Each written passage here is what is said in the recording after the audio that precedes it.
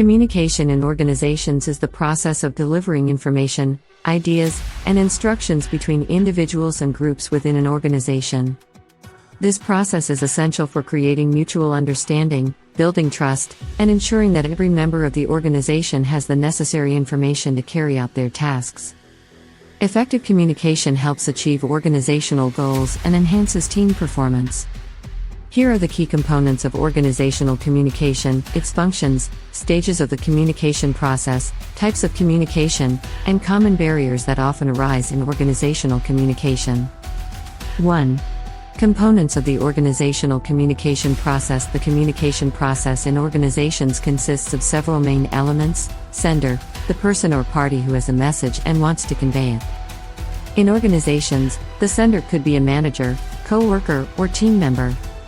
Message, the information, idea, or instruction that the sender wishes to communicate. The message must be clearly designed to be understood by the receiver. Channel, the medium or method used to convey the message, such as email, meetings, memos, or digital communication platforms. Receiver, the person or group receiving the message from the sender. In an organization, the receiver could be an individual or a team who has an interest in the information provided. Feedback, the response from the receiver regarding the message received.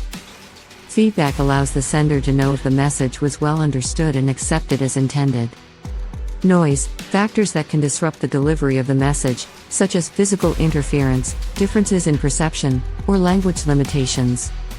Noise can cause the message to be poorly delivered. 2.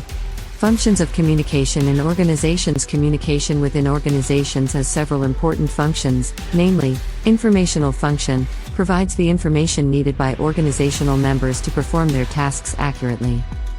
Effective information supports good decision-making. Control function, communication helps management control organizational activities by delivering rules, policies, and procedures. Effective communication ensures that all members follow established standards. Motivational function, communication also acts as a tool to motivate employees. By providing direction, recognition, and feedback, organizations can boost employee morale and productivity. Emotional function, through communication, members of an organization can express emotions, feelings, or concerns.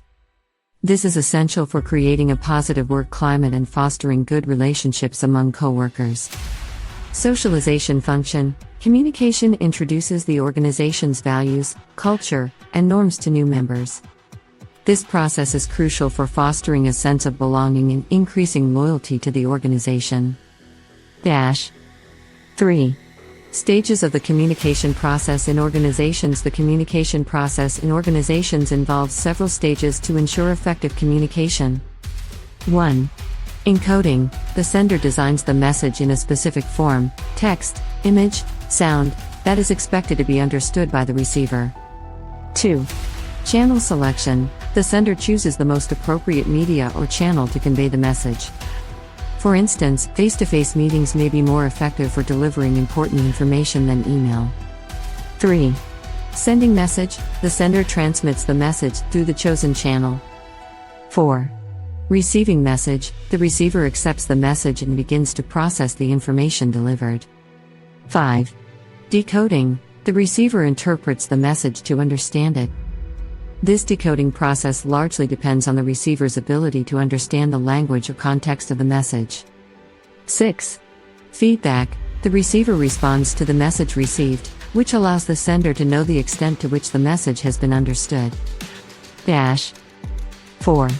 Types of communication in organizations. Communication in organizations can be categorized based on several aspects, based on the flow of information: vertical communication, communication from superior to subordinate, top-down communication, or from subordinate to superior, bottom-up communication. Horizontal communication, communication between individuals or units with the same position or level within the organization. Diagonal communication, communication between individuals or units of different hierarchy and functions.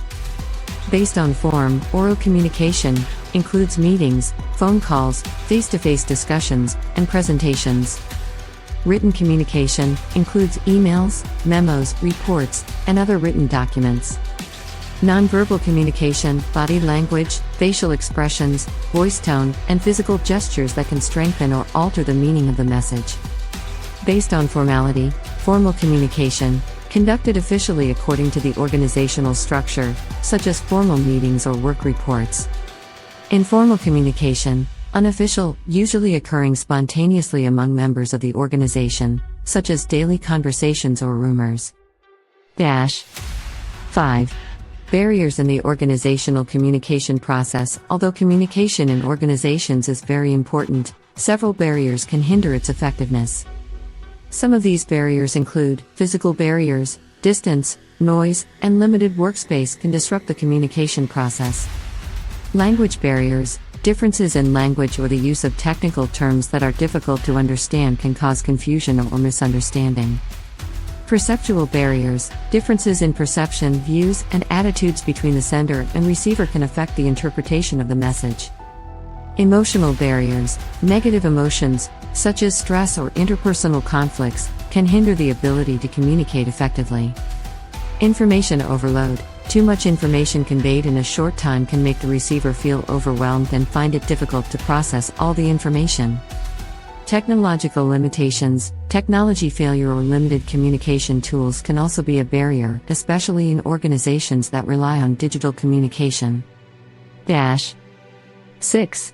The importance of effective communication in organizations. Effective communication within organizations not only aids in delivering information but also supports the organization's overall success.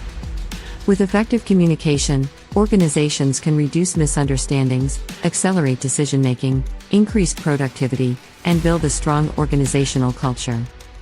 Some ways to improve communication in organizations include selecting the right channel. Choosing the appropriate communication media for the type of message is crucial for improving communication effectiveness.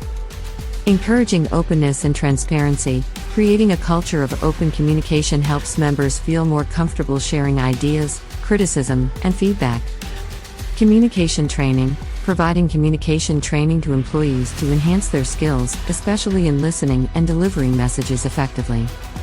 Managing information overload. Regulating the volume of information and ensuring that messages conveyed are relevant and important to the receiver. Utilizing modern communication technology. Using technology such as collaboration applications, emails, and video conferencing can help overcome distance barriers and increase information accessibility.